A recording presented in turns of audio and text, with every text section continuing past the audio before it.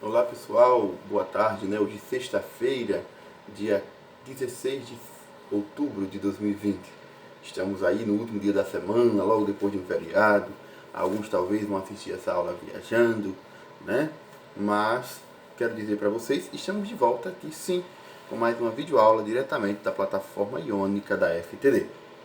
De acordo com o nosso cronograma de aulas, hoje teríamos aula de matemática e arte. Mas só que como essa semana houveram 2 feriados, um na segunda e um na quinta, e foi ontem, nós hoje não teremos aula de matemática, vamos ter aula de arte e vamos ter aula de história, tá? A aula de história não será pelo módulo, será uma pesquisa. E a nossa aula de arte, nós vamos estudar pelo módulo de arte o capítulo 10, na página 69. Nós vamos estudar um pouco agora da música clássica. Vivemos em um tempo cheio de modernidades, cheio de agregados ao contexto musical. Nós temos hoje uma gama de estilos musicais, uma gama de formas de música, de dança. Mas hoje nós vamos estudar de forma específica a música clássica. Será que você que está aí do outro lado da tela me ouvindo nesse exato momento, já ouviu falar em música clássica? Será que a gente já parou para pensar o que é a música clássica? Pois bem, hoje nós vamos fazer um breve apanhado do que seja a música clássica, considerando a importância desse elemento artístico para a contemporaneidade e, ao mesmo tempo, a sua ligação com todos os outros estilos musicais, onde um vai pegando um pouquinho de uma coisa de um pouquinho de outro, um pouquinho de um pouquinho de outro, e formando-se.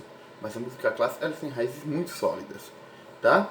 Pois bem, antes de nós nos aprofundarmos no módulo de arte, no capítulo 10, a partir da página 69, eu convido você a fazer o cabeçalho no seu caderno de artes, tá? E responda a questão que tem nessa página. Quais instrumentos musicais você consegue identificar nessa fotografia? Vou mostrar para vocês. Aqui, ó, no capítulo 10 de arte, nós temos, no início do capítulo, tá, a apresentação de um grupo instrumental, tá?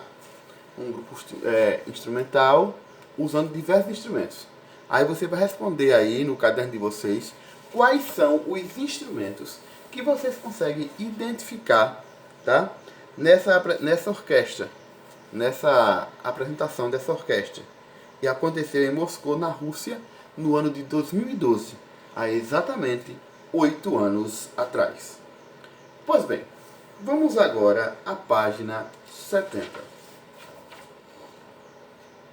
Nós vamos ler um pouco, né? É um pouco meio extenso, mas é importante que a gente leia, tá bom? Vamos lá. No Ocidente, a música clássica, também chamada música erudita, começou a se desenvolver na Europa durante a Idade Média. A música clássica geralmente é tocada por uma orquestra, conjunto de músicas que tocam vários instrumentos, entre eles os de corda, os de sopro e os de percussão. Vários instrumentos. Uma orquestra é conduzida por um maestro ou uma maestrina, também conhecido como regente, que conduz os músicos movimentando a batuta, um bastão delgado, ou seja, um bastãozinho fino, que ele fica aqui, né? Com gestos e expressões corporais que indicam a intensidade e o ritmo da música, escrita ou em partitura. Aí nós temos o exemplo de uma partitura, de uma música em partitura, né? E o exemplo de um maestro ou um regente com a sua batuta à frente da orquestra. Pois bem, vamos agora à página 71. A orquestra é organizada por meio da separação dos instrumentos de cordas, de sopro e de percussão. Vamos começar pelos instrumentos de sopro. Sopro. Os instrumentos de sopro produzem som pelo movimento do ar. Em quase todos, o ar é soprado pelo músico. em uma orquestra padrão, os instrumentos de sopro são o flautim, a flauta, o oboé, o clarinete e o fagote. Percussão. Os instrumentos de percussão geralmente são tocados por meio de batidas ou cachoalhadas. Eles são usados para dar ritmo às músicas, mas também pode criar suspense ou dar ênfase a alguma das partes de uma obra musical. Entre os instrumentos de percussão estão o tímpano, o bumbo, os pratos e a caixa clara. Cordas. Os instrumentos de corda é produzido pela vibração, o som dos instrumentos de corda é produzido pela vibração de suas cordas, que são amplificadas pelo corpo do instrumento. As cordas são divididas em 4 grupos principais: violinos, violas, violoncelos e contrabaixo. Todos são tocados com um arco e com os dedos. Algumas orquestras também contam com piano e harpa. Nessa página também é importante frisar que nós temos mais ou menos uma imagem de como se organiza mais ou menos uma orquestra, pela divisão instrumental. Se vocês observaram, cada divisão aí está de uma cor, correspondente ao quadro dos instrumentos.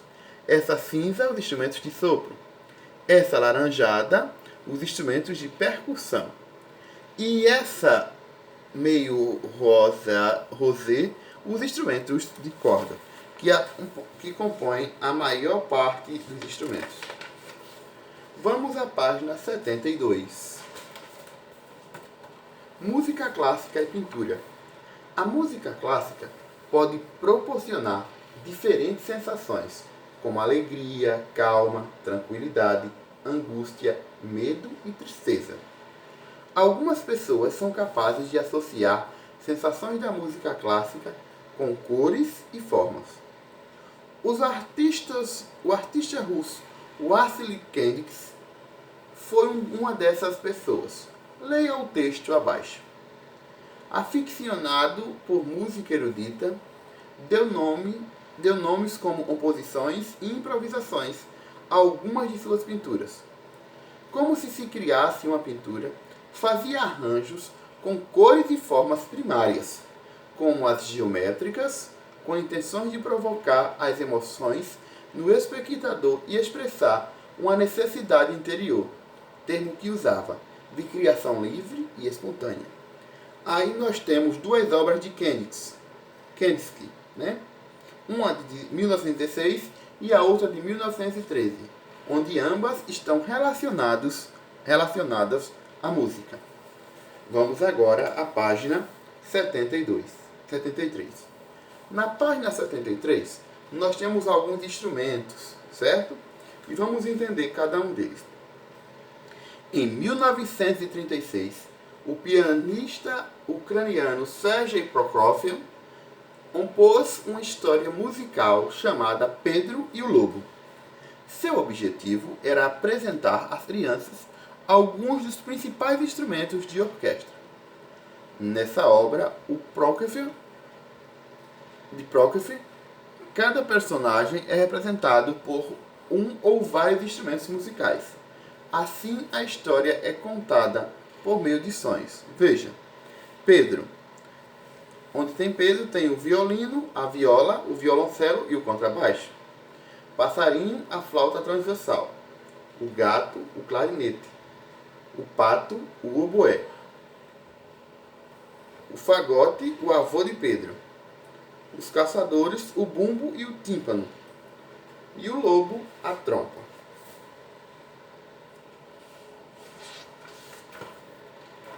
Na página 74, nós temos uma atividade. Essa atividade seria para ser realizada na escola. Como vocês estão vendo aí na letra A, já fala que o professor vai apresentar a primeira parte da música Sinfonia número 40 de Wolfgang Amadeus Mozart. Mas eu peço a vocês que vocês escutem essa música, tá? Depois vocês vão observar as variações sonoras e ela desperta em você. Vão imaginar cenários, cores e possíveis personagens inspirados pelo ritmo da música. Após a escuta, vocês vão desenhar o que você imaginou em uma folha de papel. No verso da folha, escreva o nome da composição e do autor da música. Não se esqueça de escrever também o seu nome. Em seguida, vocês vão ouvir também a primeira parte da composição Sinfonia número 5 de Beethoven. Faça o mesmo que foi feito na música anterior. O desenho, né? Escrever depois o nome do autor e o nome de vocês, numa folha, outra folha. Depois compare os dois desenhos e verifique se há diferenças e semelhanças entre as duas produções. Não vão haver grupos, mas essas produções vocês vão me apresentar na aula online logo mais às 15 horas pelo Google Meet. Aí abaixo nós temos dois retratos, um de Beethoven e um de Mozart, dos dois compositores, e vocês vão ouvir um trechozinho da música para fazer a atividade, certo? E de artes por hoje é só até aqui. De história, como eu falei para vocês, aliás, não haveria aula de matemática, haveria de história. De história, vocês vão fazer uma pesquisa sobre como e quando surgiu a comemoração do Dia dos Professores. Valendo lembrar que não podemos deixar em branco as homenagens, né? E o conhecimento também acerca desse profissional tão importante para a construção de um mundo melhor, para a promoção do progresso e a efetivação do lema de nossa bandeira. Então vocês vão pesquisar quando surgiu e como surgiu o Dia do Professor e também vão apresentar o resultado dessa pesquisa logo mais às 15 horas pelo Google Meet. Desejo a vocês desde já boa aprendizagem, boa aula. Vamos lá! E um bom final de semana. Nos encontraremos logo mais às 15 horas pelo Google Meet. Lembrando que a partir das 13 horas eu já estarei disponível pelo WhatsApp para a tirada de dúvidas. Um forte abraço no coração de todos e até mais. Tchau, tchau!